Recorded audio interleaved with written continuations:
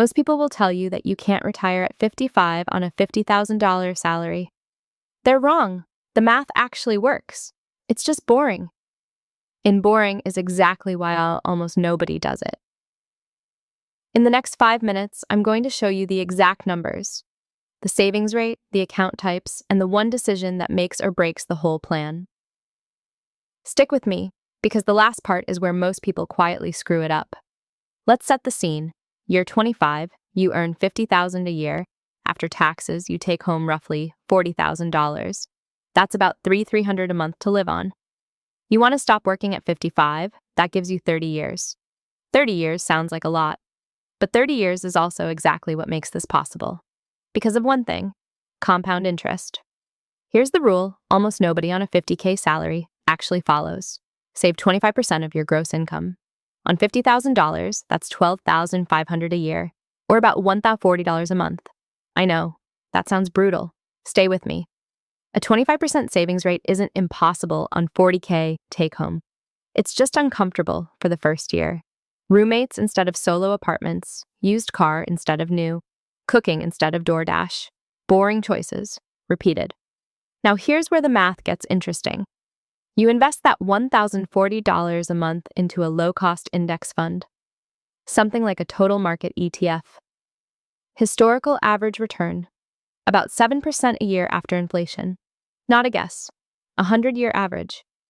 After 30 years, that account holds roughly $1,218 million, $1.18 million, from a $50K salary. Without a raise, without a side hustle, without picking a single hot stock. Now, where do you actually put this money? 3 buckets, in this order. First, your 401k, up to whatever your employer matches. That's free money, and skipping it is the single most expensive mistake young earners make. Second, a Roth IRA. You can contribute $7,000 a year as of 2024, and every dollar of growth is tax-free at retirement. Third, anything left over goes into a regular brokerage account in index funds. That's it. That's the architecture. So how do you actually live off $118 million? You use the 4% rule. Withdraw 4% of your portfolio in year 1, then adjust for inflation each year after.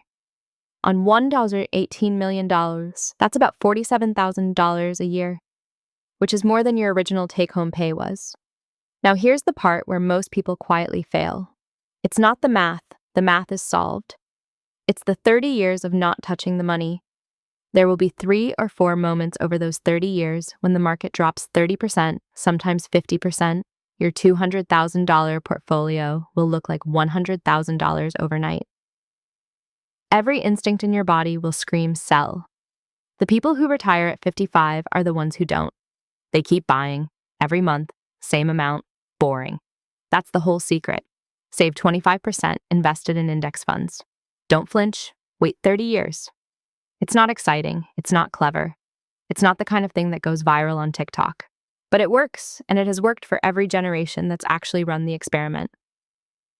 If you wanted to see what happens when you push the savings rate to 40% now, and how that pulls your retirement age down to 45 instead of 55, that's the next video.